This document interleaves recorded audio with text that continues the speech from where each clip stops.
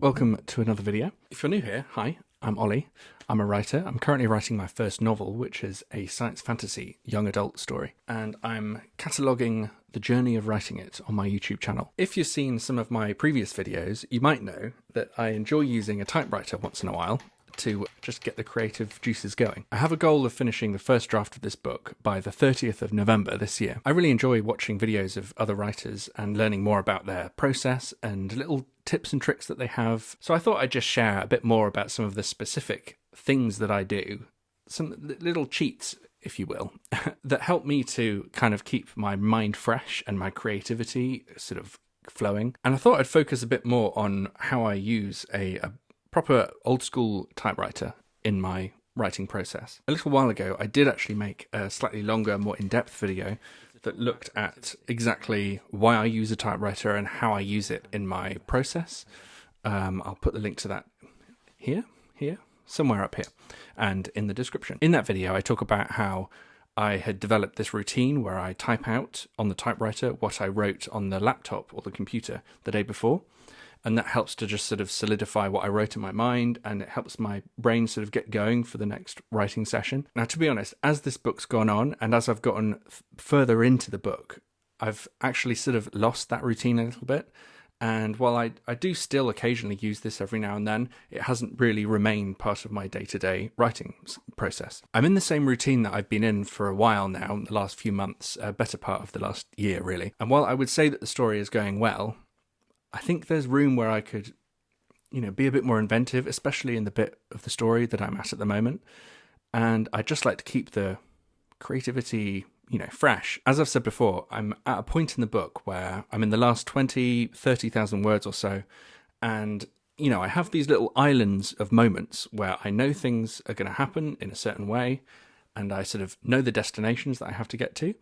But in between that, there are these segments of story which I haven't really given that much thought to, and anything could really happen. But I find that these are the moments when sort of invention happens, and you come up with new ideas for the story. I've just been kind of writing onwards and onwards for ages now, and I haven't really looked back much on what I've done. So I thought, maybe now is like a time, not quite to take stock, because that maybe sounds too grand, but maybe it's time where I could just pause for a second, have a look at what I've done over the last, weeks and months, really, and actually kind of roughly plan out where I'm going to go next. And I thought I would do that on the typewriter, but I'm not so much going to copy out what I've written as I have done in the past. I'm just going to sort of make some, bird's eye notes and take a general look at the story and where we're going in the last kind of quarter of the book, basically. Just so I have a kind of skeleton of where we're going, basically. I've said before I'm naturally a pantser when it comes to writing, but I do find the occasional spurt of planning can be very useful. I promise I'll never say the word spurt again. If I have time later today as well, I will do some more writing, but I've got quite a bit of work to do. I really wanted to just have a bit of a taking stock session. Yeah, so that's what we're doing today.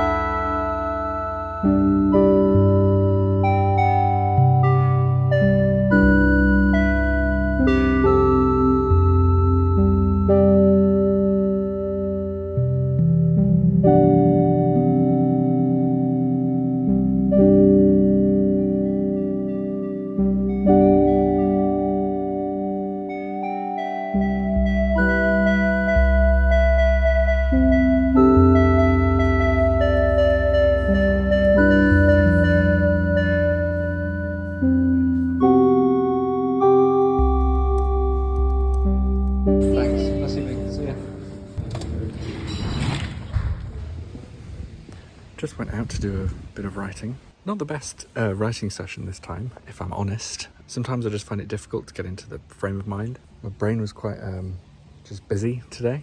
But I've done a couple of thousand words since the last update that I gave, so it's so windy. And I'm getting there. I'm slowly getting there. But yeah, hopefully I'll have a better session soon. Yeah, so as I mentioned in the last video, I think it was, I had an ADHD assessment yesterday.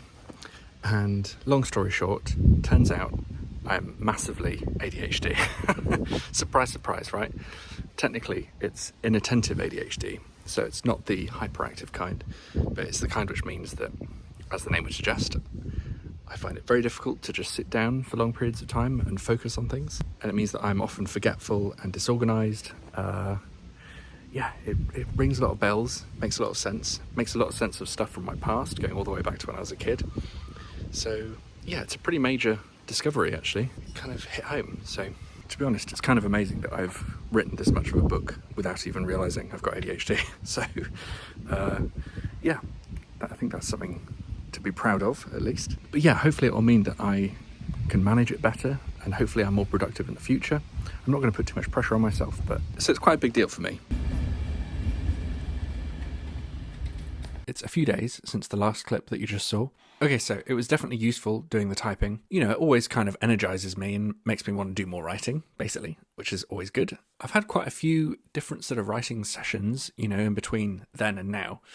So that's good, and I've made progress, which is good. But I am now, I think it's fair to say, in a little bit of a existential crisis about the whole story. Not because I think it's bad or anything like that, but because I went back and looked at sort of bits of the story that I haven't really even thought too much about since I wrote them. And bear in mind, I've been writing this story for like 3 years, 4 years, something like that. And there's just basically so many different plot points that I sort of started back at the beginning and haven't dropped, but I just haven't mentioned them. So yeah, I guess I have dropped them at this point in the story that I am now, which is closer to the end now, basically. Well, it's great that I am near the end. There's just so much that I could have done differently if I had somehow kept track of all these plot points a little better. I suppose this is the big danger of being a pantser, really, isn't it? You just keep on ploughing on and don't make any plans and kind of just hope it all comes together. I have a sneaking suspicion that it's not as bad as I think it is in terms of dropping plot points. There's just a couple of major things that I read that I wrote a few years ago and I read now and thought, oh yeah, what happened to that? You know, this is probably all stuff I can fix in the second draft when I'm editing, that kind of stuff. And actually it's really good that I've revisited all those previous plot points now, because, you know, if the ending of a book is anything, it's all those plot points and characters and everything coming together and fulfilling what they were there to do in the first place. So yeah, it is good that I've done that I've gone back and looked at the story, reminded myself where I was originally going with it. I think I'm just finding writing the end of the story daunting because there's so much to bring together that I've sort of set up before. And I think there's just more than I realised. It's because I've never written anything this long before, and I still have faith that it will all come together in the end. I think it will, because I have such a strong idea of where it's going, and I always have done. But it's just quite daunting because I've never handled this much information for anything in one go. And it's all got to work together. It's all got to come together. And just going back and seeing it all laid out there, it's just a little bit daunting. Yeah, basically a bit panicked, but glad I have looked back on it. I just feel like at the moment somehow this feeling ties into my realization of just how much ADHD affects my life. And yeah, this does feel definitely connected. But yeah, I suppose all that typing did its job. That's, it's a helpful tool when you're writing such a long project, just to bring you out of the digital way of thinking about things. Yeah, it can bring you back down to earth. Putting yourself back on an analog typewriter, it can bring you back down again and remind you of just actually how much work you've done. But I do think it would be helpful for me to be able to visualize the structure of the story as it currently is while I'm writing the end. I really want to do the end of this story justice and do the characters justice and all the different plot points that I've put in there. I want to do them justice too. So I do think I need to implement some kind of structure now I'm at the end. To try and do that, I have come up with an idea. It's not an original idea, but it is original to me and my writing process, because I've never done it before. Yeah, just to kind of help me easily visualize the structure of the story as it currently stands. And that would be really helpful, rather than just having the Scrivener chapter titles sort of in a line. I've come up with a way which will, hopefully at least, help me to finish this book. It will be a tool, a crutch that I can use, but it does require some vital equipment, which I don't have today. So I think I will leave that for the next video. I feel like I seem very frazzled at the moment, so apologies for that. The beard is out of control. The hair is also untamed, but I think this is a manifestation of what's going on inside at the moment. But it's all good, you know. There's a lot of upheaval, but I feel like it's necessary upheaval in lots of different ways. And when the dust settles, everything will be in order.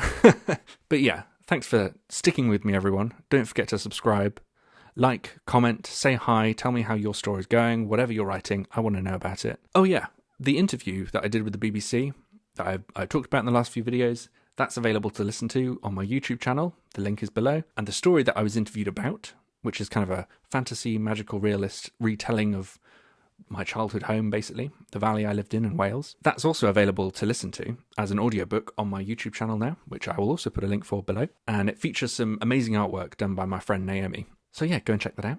And yeah, I'll see you again next time. Bye.